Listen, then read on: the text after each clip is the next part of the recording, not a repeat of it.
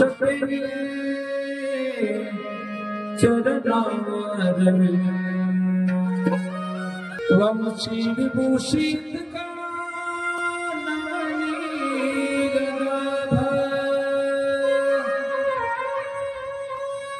पीतांबर दर्णबिंब फलाधरोष्ठ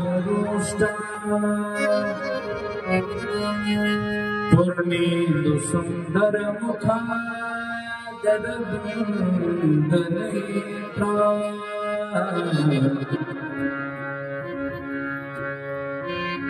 कृष्णात् परं किमपि तत्त्वमहं न जाने।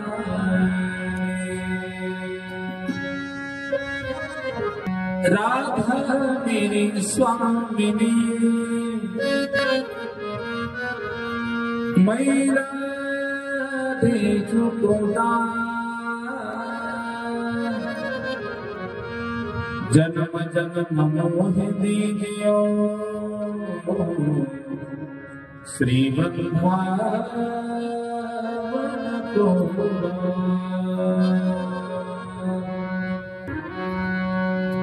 मुक्ति कहे गोपाल से मेरी मुक्ति बता ब्रज रघुवर मस्तक लगे मुक्ति मुक्त हो जा।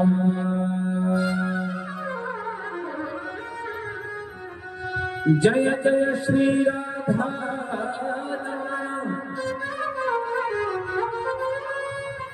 जय जय किशोर जय गोपी चित्त चोर प्रभु जय जय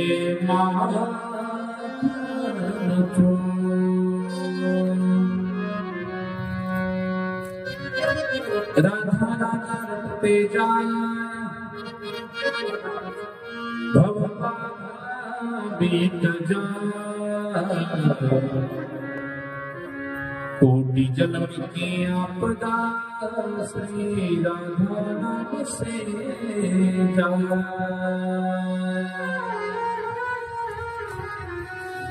मंगल प्रसंग उपस्थित सर्व प्रेम स्वरूप श्रोत्यांना विनंती आहे। द्वितीय दिवसाच्या कथा प्रसंगाला सुरुवात करत असताना 1 मिनिट राधा आणि कृष्ण कन्याचं नामस्मरण करायचं आहे आणि गोड अशा भगवंताच्या भक्ताच्या भगवंताच्या अवताराच्या कथा या ठिकाणी श्रवण करायच्या आहे। म्हणून उपस्थित सर्व मातावर्ग पुरुष मंडळ सर्वांना विनंती आहे गोड सुंदर हाताने टाळी आणि मुखाने त्या भगवंताचं नामचिंतन करायचं आहे। जय जय राधा रमण हरि बोल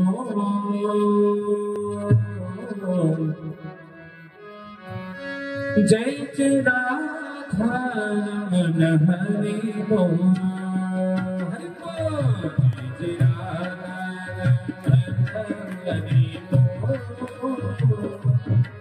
जय जय राधा रमण हरि बोल जय राधा रमण हरि बोल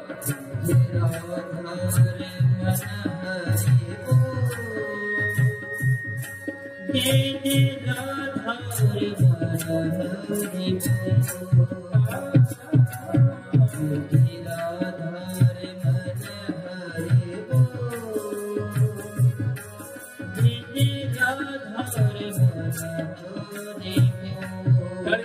एक साथ हो एक साथ सर्वांनी प्रेमाने मुखाने सुंदरता भगवंताचं राधा राणीचं नामस्मरण आणि हाताने गोड अशी टाळी वाजवायची।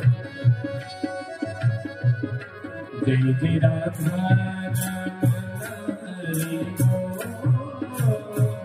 जय जय राधा हरि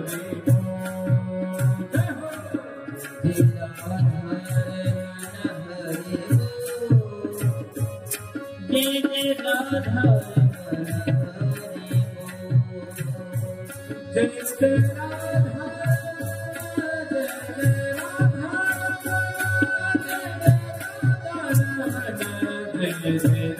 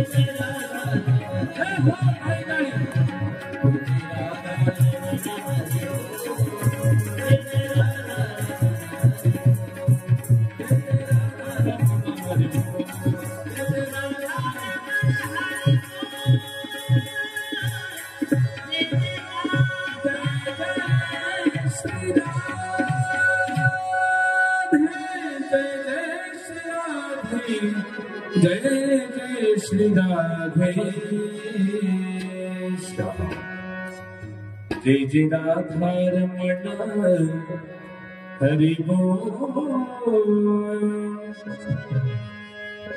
जय जय राधा रमण हरि बोल। धन्यवाद सर्वांनी गोड असणार कृष्ण कन्या राधाचे स्मरण केलं। सर्वांवरती माझ्या कृष्ण कन्याची सदैव कृपा राहावी। गुरुर् ब्रह्मा गुरुर्विष्णू गुरुदेवो महेश्वरा गुरु साक्षात् परब्रह्म तस्मै श्री गुरुवे नमः।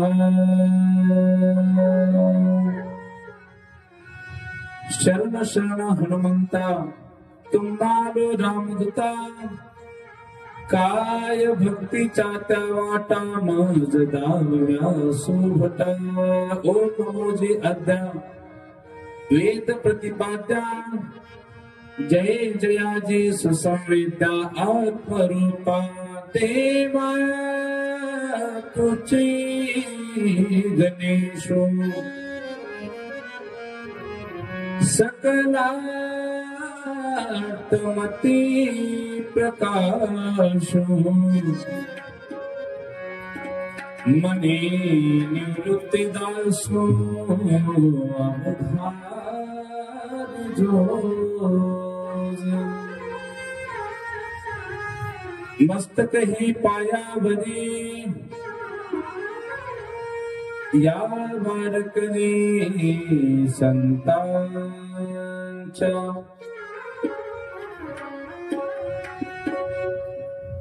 सच्चिदानंद रूपाय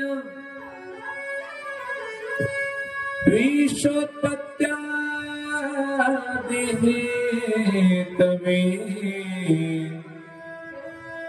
तापत्रय विनाशाय श्रीकृष्णाय वयो नमः। काल व्याल मुख ग्रास त्रास विनाश हेतवे श्रीमद्भागवतीं शास्त्रं कुलोकिलेन भाषितम्।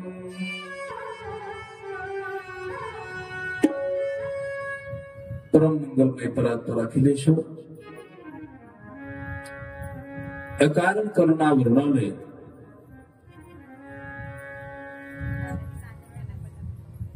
भक्तवान से कल्पतरू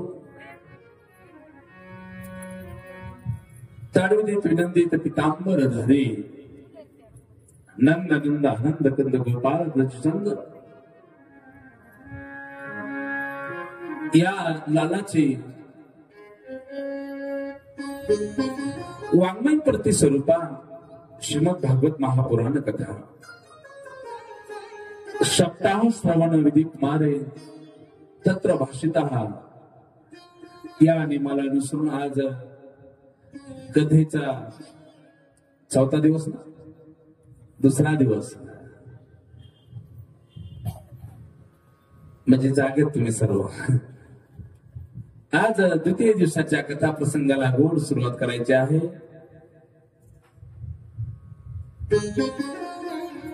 कथेला प्रारंभ करत असताना आदिशक्ती जगतजननी तुळजा भवानी मातेला प्रथम नमन करूया। वेदांच्या प्रतिपादनेचा विषय असणाऱ्या ओंकाराला त्या ठिकाणी नमन करू। अभिनव वाग विलासने विद्यामोहिनी विश्वमोहिनी सरस्वती मातेला ही वंदन। भारत मातेला वंदन करू।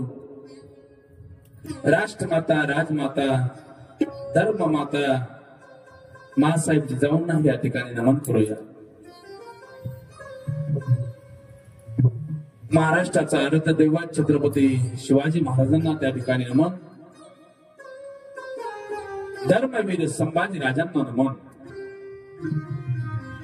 पुण्यश्लोक शहाजी राजांनाही नमन। भीष्माची प्रतिज्ञा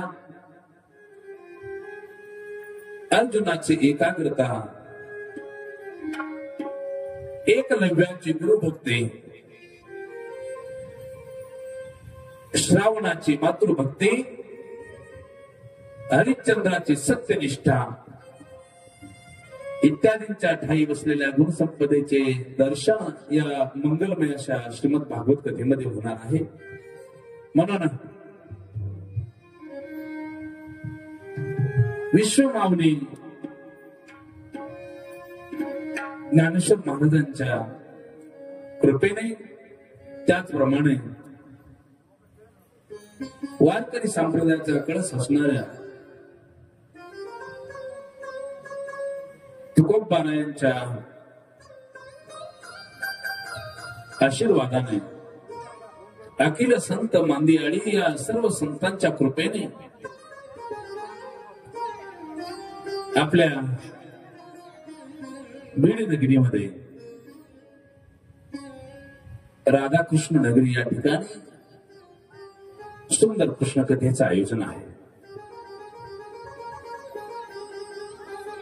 वास्तविक पाहता सर्वांना माहितीच आहे, गेल्या वर्षीपासून हे धर्म कार्य सुरू आहे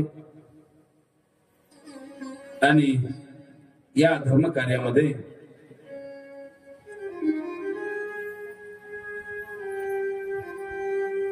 वैकुंठवासी हरिभक्तपरायण श्री राधाकृष्ण रामचंद्र गायकवाड पाटील यांच्या या 7व्या पुण्यस्मरणाच्या निमित्ताने सुंदर या कृष्ण कथेचं आयोजन आहे. द्वितीय वर्ष आहे.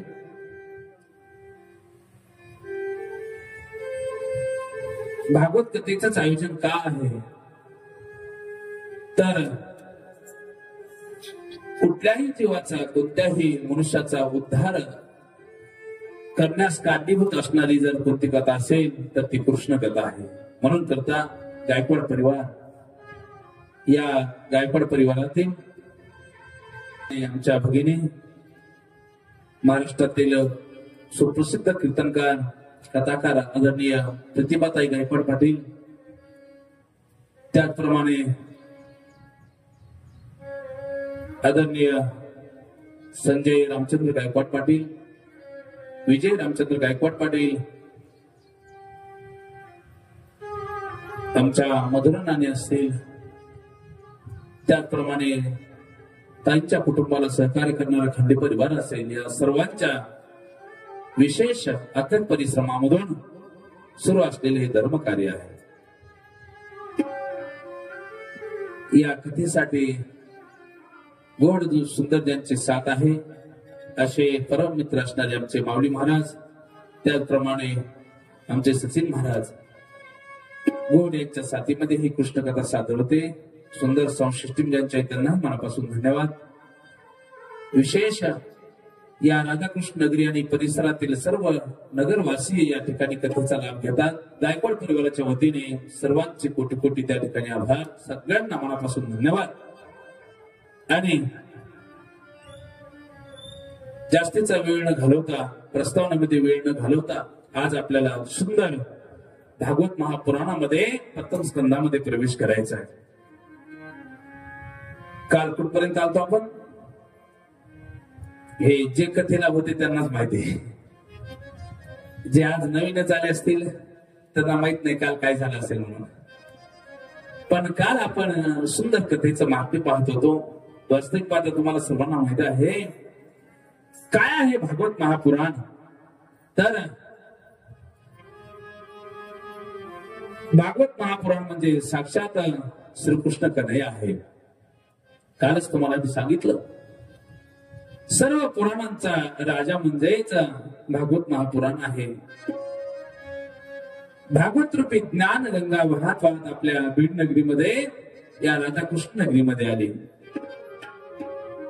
ज्यांचं पुण्य उदयाला असेल ते या ठिकाणी या भागवत रूपी ज्ञान गंगेमध्ये न्हावून जातील. दिव्य स्नान त्यांना घडेल. राधे राधे. सर्वांना मनापासून धन्यवाद आहे. कालच्या प्रसंगामध्ये आपण महात्म्य पाहत होतो. महात्म्यामध्ये नारद महर्षी आणि संतादिक महामुनी यांचा गोड संवाद आहे. या संवादामध्ये सूत महाराज शौनकादिक ऋषींना नैमिष्य नावाच्या अरण्यामध्ये गोड असणारी कृष्ण कथा सांगतायत. कथा सांगत असताना सूत महाराज म्हणतात, हे ऋषीवर्यांनो ऐका, हरिद्वाराच्या जवळ आनंद नावाचा एक घाट आहे. त्या घाटावरती संकादिक महामुनींनी नारद महर्षींना गोड असणारी भागवत महापुराणाची कथा सांगितली. कुठे? आनंद नावाच्या घाटावरती पवित्र गंगेच्या किनारी. आणि ती कथा ऐकत असताना भक्ती मातेचा उद्धार झाला. ज्ञान वैराग्यांनाही तारुण्य अवस्था प्राप्त झाली आणि त्यांचा त्या ठिकाणी उद्धार झाला. भक्ती मातेलाही समाधान प्राप्त झालं. नारद महर्षींनाही समाधान प्राप्त झालं. आणि नंतर नारद महर्षींनी गोड असा एक प्रश्न विचारला. नारद महर्षी म्हणतात, संकादिक महामुनींना हात जोडून म्हणतात की पुण्यवान माणसाचा तर उद्धार होईलच याच्यात नवल नाही, पण या कृष्ण कथेने, या कृष्ण कथेच्या श्रवणाने एखाद्या पापी माणसाचा उद्धार होतोय का? त्यावेळेस संकादिक महामुनींनी सांगितलं, होय. एखादा मनुष्य पिशाच्या विणीला जरी गेला असला ना, त्याच्या कानावरती जर कृष्ण कथा गेली तर त्याचाही उद्धार होतो. मग म्हणे आम्हाला पुरावा काहीतरी, पुराव्याशिवाय आमचं समाधान होत नाही. म्हणून काय लागतो? काय पुरावा? माणसाला पुरावा नाही. पुरावा म्हणजे काय? आम्हाला काहीतरी सबूत सांगा. म्हणून करता सुंदर एक कथा सांगतात. ती गोकर्ण उपाख्यानाची कथा आहे.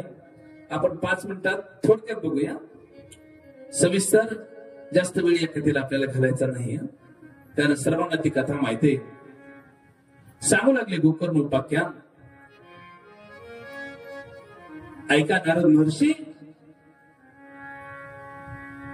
तुंगभद्रा नदीच्या तटावरती एक ब्राह्मण राहतोय. त्याचं नाव आहे आत्मदेव. काय नाव आहे त्याचं? आत्मदेव. नाव सगळे लक्षात ठेवा, मी कधीही विचारेन तुम्हाला. आत्मदेव नावाचा ब्राह्मण राहतोय. श्रोत आणि स्मार्त कर्मामध्ये तो निपुण आहे. त्याचं वर्णन व्यास महर्षी करतात. आत्मदेव पुरे तस्मै सर्ववेद विशारद श्रोत स्मार्तेषु निष्णातो द्वितीयैव भास्करः. ऐका, जणू की दुसरा सूर्यच आहे की काय, असा तो असणारा आत्मदेव. श्रोत आणि स्मार्त कर्मामध्ये तो निपुण आहे. तुंगभद्रा नदीच्या तटावरती राहतोय, भिक्षा प्रवृत्तीने राहतोय. त्याच्या जीवनामध्ये जी पत्नी त्याला प्राप्त झालेली आहे तिचं नाव आहे धुंदुली. काय आहे? धुंदुली. सत्यपरायण असणारा आत्मदेव, पण त्याच्या जीवनामध्ये त्याला थोडीशी भांडकुदळ असणारी बायको प्राप्त झाली. भांडणारी बायको कोणालाही प्राप्त होऊ नये बरं, नाहीतर जन्मभर त्याला पश्चातापच करावा लागतो. याच दुर्भाग्य असेल. हा असणारा सात्विक असणारा आत्मदेव, पण एक दिवशी त्याला बायको नीट बोलत नसत. तिची सवय कशी होती व्यास महर्षी वर्णन करतात. लोक वार्तारता क्रूरा प्रायशो बहुजल्पिका शुराचग्रह कर्तेषु कृपन्नाथ प्रियः. लोकांची निंदा करायला तिला खूप आवडायचं. पहा, तिचं वर्णन करतात. आणि दर दिवस कोणासोबत तरी ती भांडायची. घरामध्ये समाधान नाही. आपलं म्हणणं खरं करणारी ती असायची. पण आत्मदेव हा सत्यपरायण असणारा सात्विक तो म्हणायचा. पहा, भगवंताने जसं ठेवलेलं आहे त्या पद्धतीने भिक्षा मागायची आणि जीवनामध्ये समाधान कुठंतरी बाळगायचं. एखाद्याला विचारलं कसं काय, बरं आहे का? वास्तविक बरं आहे कोणाच नसतं बरं, नुसतं म्हणतात बरं आहे. हा, पण काही ना काहीतरी अडचण त्याला असतेच, कुठलं तरी संकट असतंच. पण इथं आल्यानंतर थोडस समाधान भेटत असतं. म्हणून कथा कीर्तनाला जायचं असतं, लक्षात असू द्या. इथं आल्यानंतर माणूस सगळं विसरून जातो, सुख दुःख सगळं विसरून जातो. संसारामध्ये दोन्ही पार्टे जर सारखे असतील ना तर संसार सुखाचा होतो. पती पत्नी हे जे 2 चाक आहेत ना ते जर व्यवस्थित चालत असतील संसार सुखाचा होतो. परमार्थही तसाच आहे. पत्नीला आवड आहे तर पतीला नाही, पतीला आहे तर पत्नीला नाही. असं जर असेल तर परमार्थ करायला एवढी मजा येत नाही, आनंद येत नाही. म्हणून दोन्ही चाके कसे सारखे समान पाहिजे, त्याशिवाय आनंद घेता येत नाही. आत्मदेवाच्या जीवनामध्ये संपूर्ण व्यवस्थित आहे, सगळ्या गोष्टी आहेत. फक्त एकाच गोष्टीचं दुःख होतं. कोणतं दुःख होतं? त्याला पुत्र प्राप्ती नाही. दर दिवस भिक्षा मागून आल्याच्या नंतर विचार करत बसायचा की अशा जीवनाचा धिक्कार असो, हे जीवन काही कामाचं नाही. एके दिवशी पश्चाताप त्याला झाला. त्याला वाटलं हे घर सोडून द्यावं आणि आपण एखाद्या वनामध्ये निघून जावं. तसाच विचार केला आणि तो आत्मदेव नावाचा तो ब्राह्मण एका वनामध्ये गेला आणि वनामध्ये गेल्याच्या नंतर एका तळ्याच्या काठी थांबला. त्या ठिकाणी त्या तळ्यातील पाणी हातामध्ये घेतलं आणि थोडस पाणी पिऊ लागला. पाणी पिल्याच्या नंतर तो त्या ठिकाणी उपसाबुक्सी रडू लागला. रडत असताना त्याच्या जवळून एक संन्यासी महात्मे चाललेले होते. ऐका श्रोत्यांनो, त्या संन्यासी महात्म्याने बघितलं कोणीतरी एक वाटसुरू आहे आणि त्या ठिकाणी काहीतरी संकट त्याच्यावरती असावं म्हणून तो रडत आहे. म्हणून ते संन्यासी महात्मे जवळ येतात आणि त्या संन्यासी महात्म्याने विचारलं, कथम रोदिशी विप्र काटे चिंता बरी असे, काय कारण आहे, कशामुळे तुम्ही रडता? त्यावेळेस ते आत्मदेव म्हणतात, काय सांगावं महाराज, माझ्या जीवनामध्ये सर्व गोष्टी आहेत पण पुत्र प्राप्ती नाही म्हणून मी दुःखी आहे. म्हणून मी घराचा त्याग केलाय आणि या वनामध्ये निघून आलोय. त्यावेळेस ते संन्यासी महात्मे म्हणतात, रडू नकोस. सगळ्या वृत्तांत सांगितलं, मी कोणत्या नगरामध्ये राहतोय, काय करतोय, ब्राह्मण आहे. ते संन्यासी महात्मे म्हणतात, रडू नकोस. प्रत्येकाच्या जीवनामध्ये त्या ठिकाणी एखाद्याच्या जीवनामध्ये पुत्रप्राप्ती नसते म्हणून काय एवढं दुःखी व्हायचं नसतं. आणि ऐक ना आत्मदेवा, ज्यांच्या जीवनामध्ये मुलं बाळ आहेत ते तरी कुठं सुखी आहेत, त्यांनाही दुःखच आहे. त्यावेळेस तो म्हणतो, नाही, मला काहीतरी करून पुत्रप्राप्ती व्हावी, मुलं बाळ व्हावे, त्याच्यासाठी काहीतरी उपाय तुम्ही सांगा. त्यावेळेस ते संन्यासी महात्मे म्हटले, ठीक आहे, बघू दे तुझ्या नशिबात नेमकं काय आहे.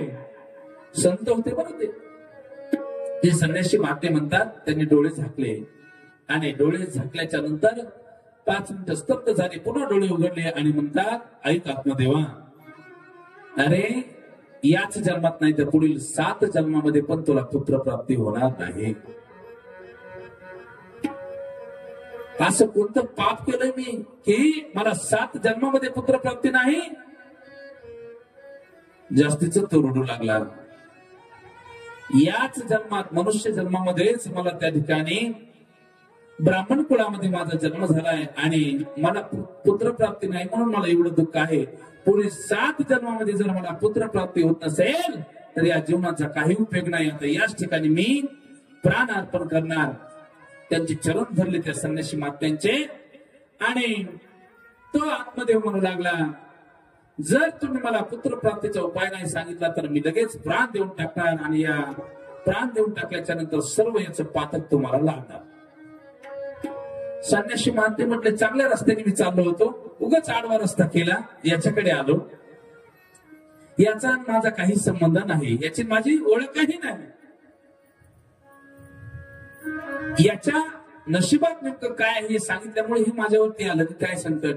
म्हणून संन्यासी महात्मे म्हटले, ठीक आहे, प्राण देऊ नकोस, काहीतरी पर्याय म्हणून उपाय मी शोधतो, तुला पुत्रप्राप्ती होईल. संन्यासी महात्म्यांनी त्यांच्या झोळीमध्ये हात घातला, एक फळ काढलं आणि आत्मदेवाच्या हातामध्ये दिलं.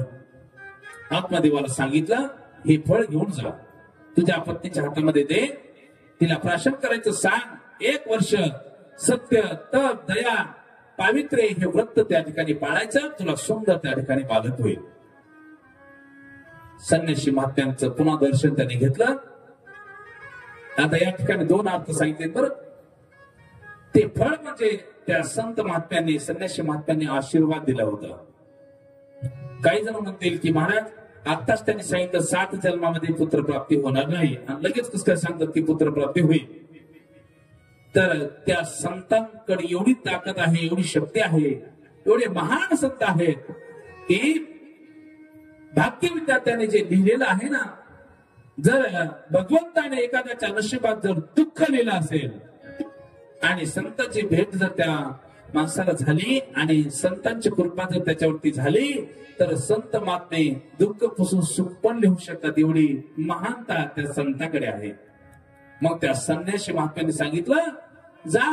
या निदर्शन घेतलं. संन्यासी महात्मा निघून गेला. आत्मदेव घरी येतात.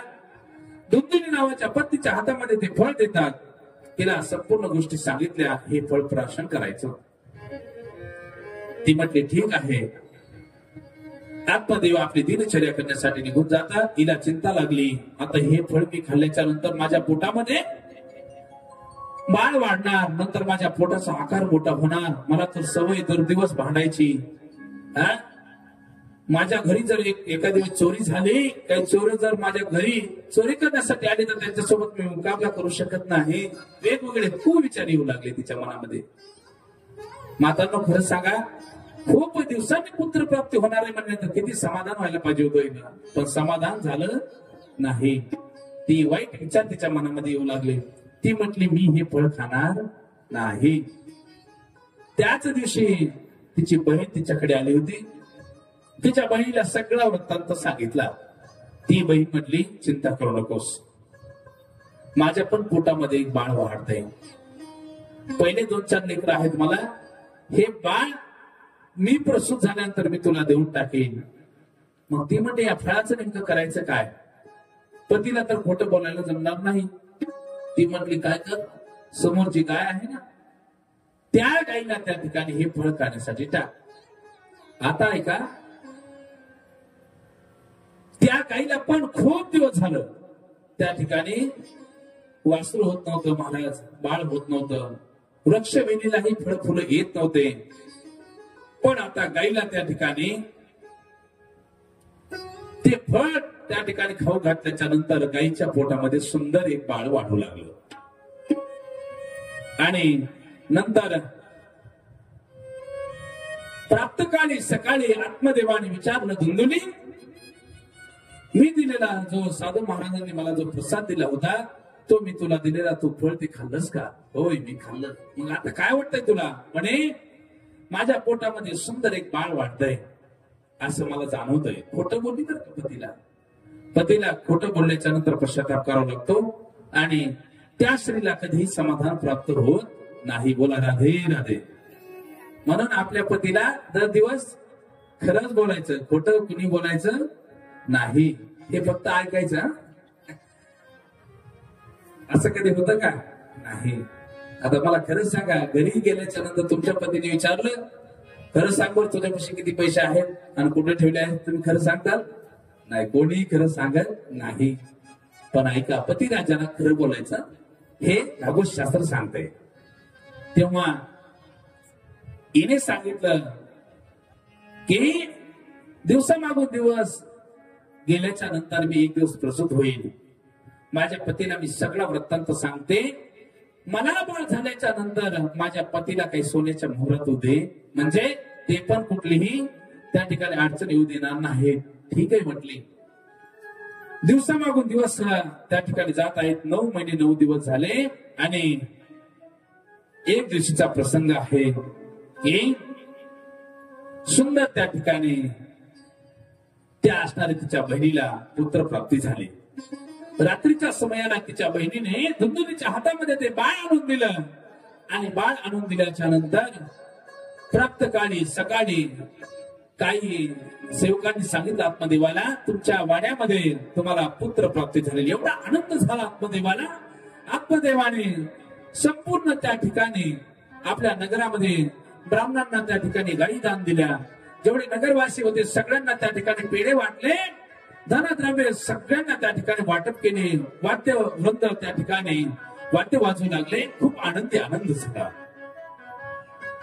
1 महिना 2 महिने 3 महिने होत जातात, तोपर्यंत त्या गायीला पण सुंदर एक बाळ झालं आणि गायीला सुंदर बाळ झाल्याच्या नंतर आत्मदेवाला एवढा आनंद वाटला. आत्मदेव म्हणतो, अरे खूप दिवस मी वाट पाहत होतो, गायीला पण बाळ होत नव्हतं आणि मलाही त्या ठिकाणी पुत्र प्राप्ती नाही. आज 2 बाळ माझ्या घरी जन्माला आले.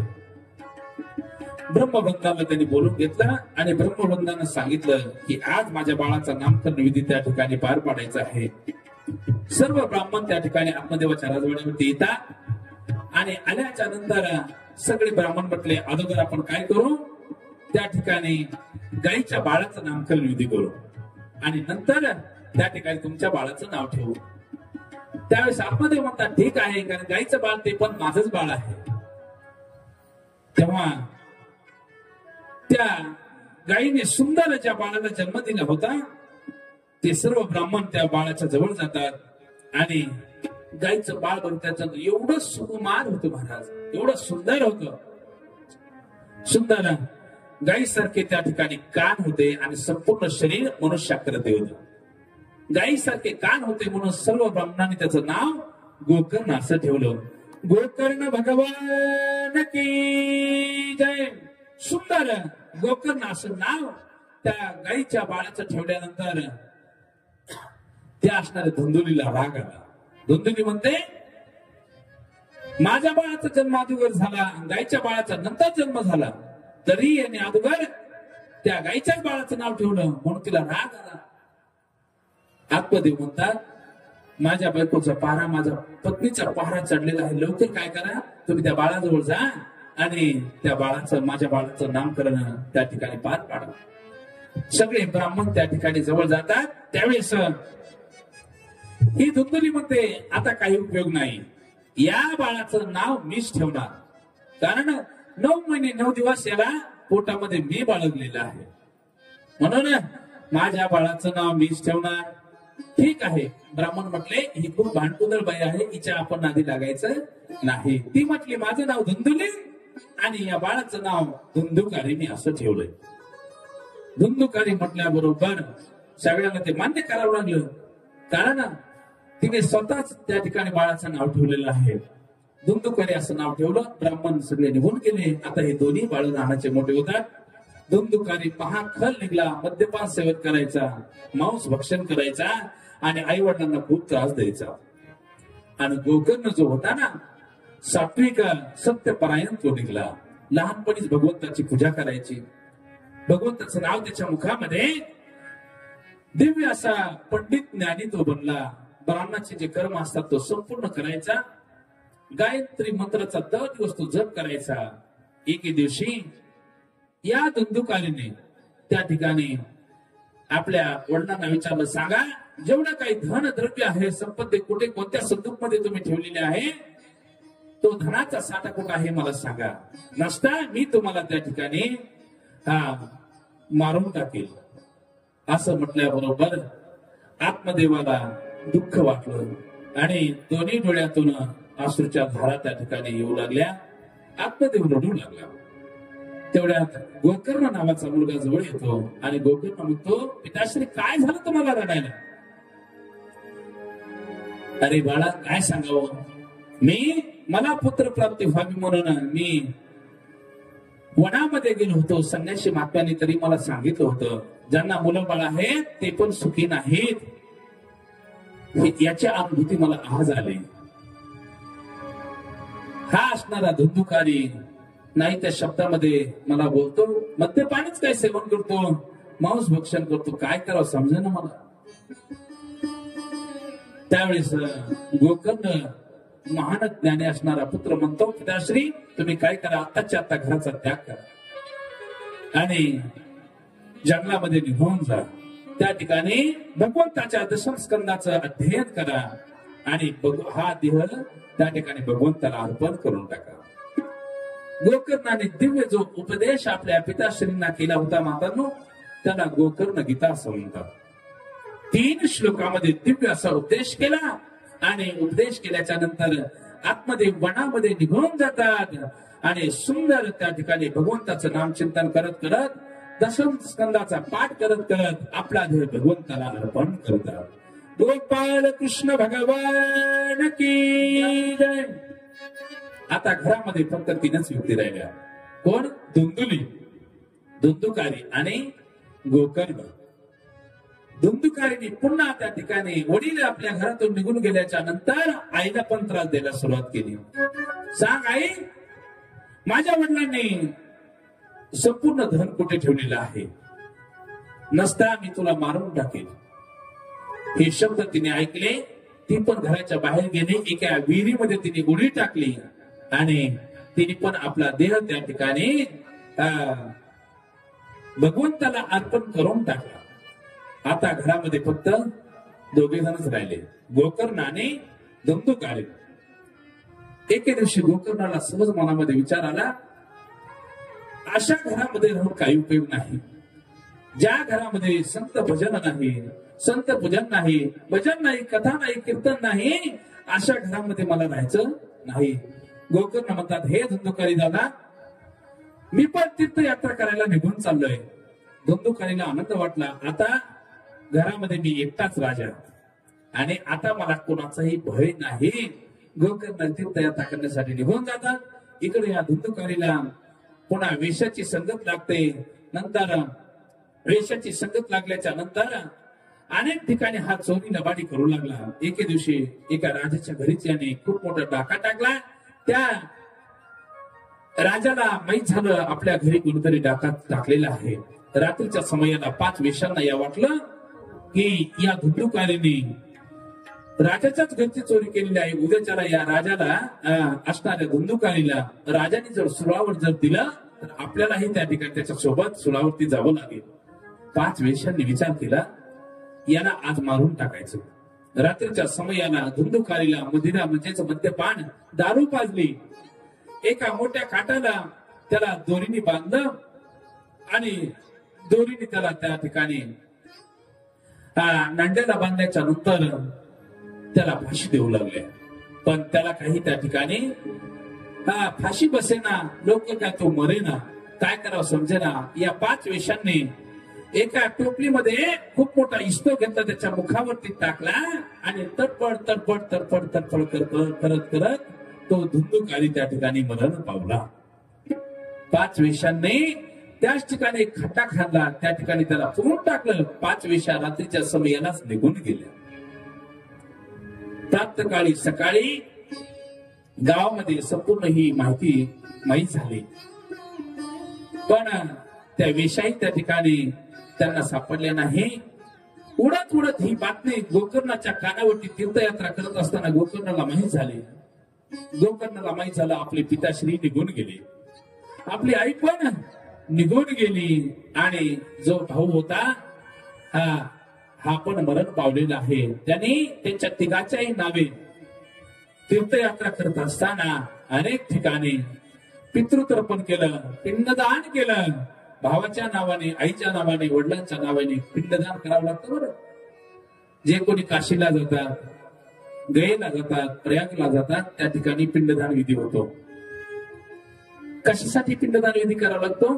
कारण पिंडदान केल्याच्या नंतर कुठलंच त्या ठिकाणी दुष्कृत्य पाप त्यांच्या ठिकाणी, त्या आत्म्याच्या ठिकाणी राहत नाही. आपल्या पूर्वजांचा त्या ठिकाणी उद्धार होऊन जातो, म्हणून पिंडदान करावं लागतं. म्हणून जे कोणी धामाला जातात त्या ठिकाणी मातृगय असेल, पितृगय असेल, या ठिकाणी आई वडिलांचं त्या ठिकाणी पिंडदान करावं लागतं. बोला राधे राधे.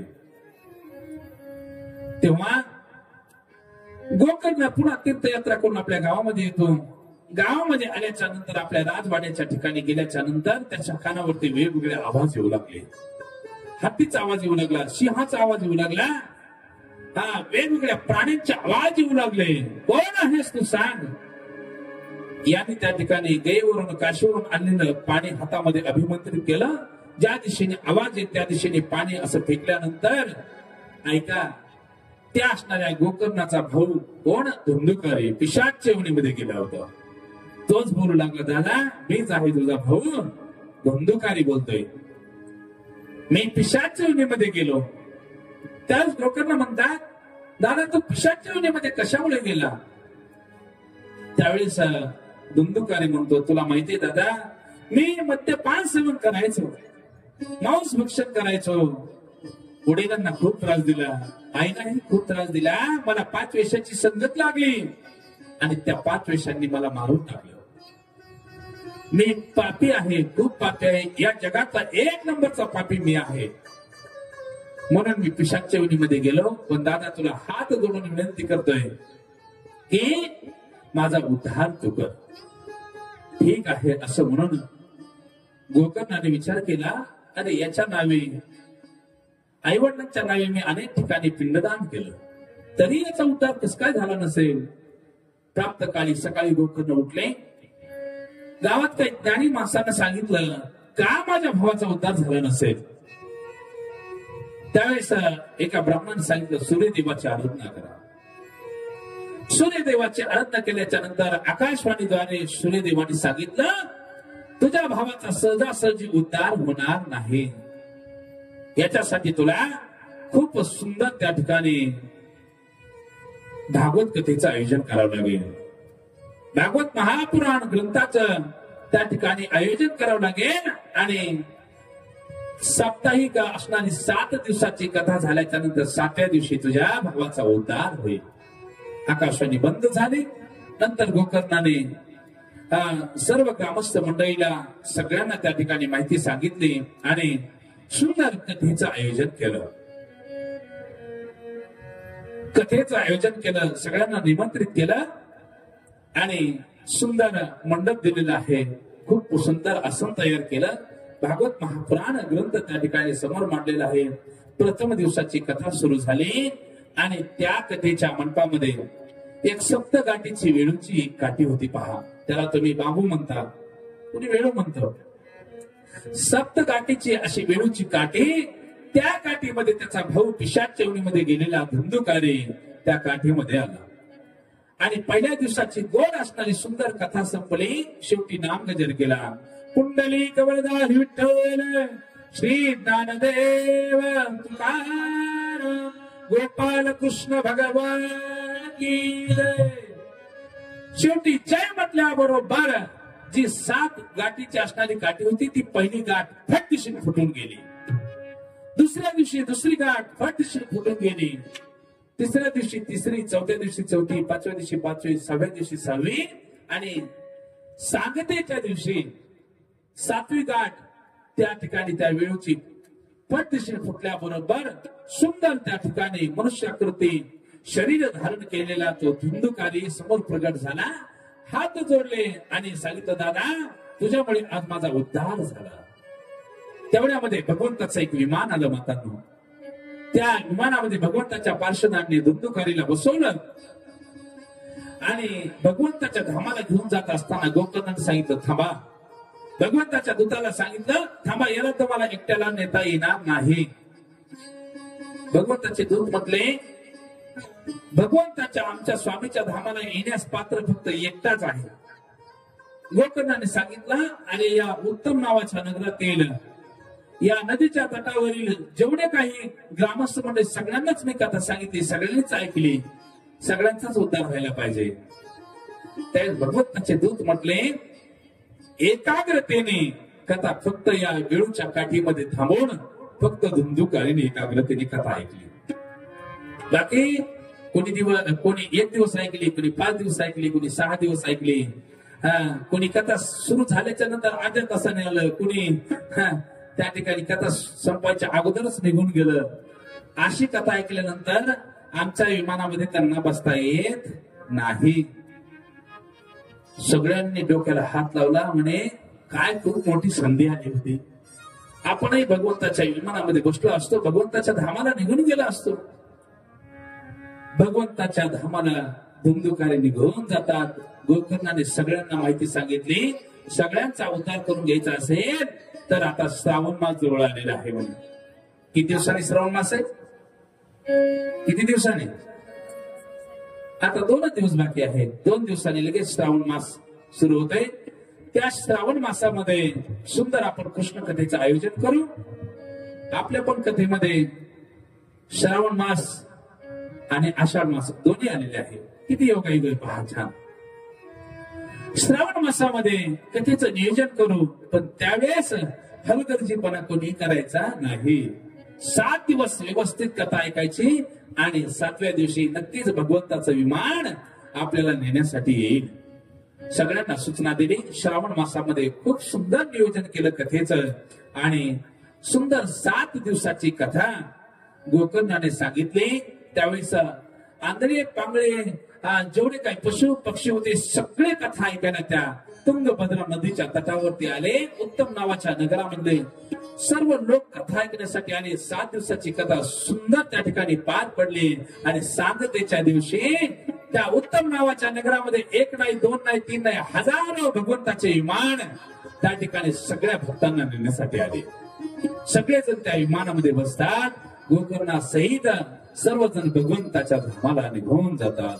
गोपाल कृष्ण भगवान की जय. ऐका, व्यास महर्षी या ठिकाणी वर्णन करतात की प्रभू रामचंद्राने आपली अयोध्या नगरी जशी स्वधामाला घेऊन गेले त्याप्रमाणे त्या तुंगभद्रा नदीच्या तटावरती उत्तम नावाचं जे नगर होतं त्या नगरामधले पशु पक्षी वृक्ष वेली सगळ्यांचा उद्धार झाला. ही कथेचा महिमा आहे. हे सुंदर महात्म्य त्या ठिकाणी संकाधिक महामुनींनी नारद महर्षींना सांगितलं. नारद महर्षीला आनंद झाला.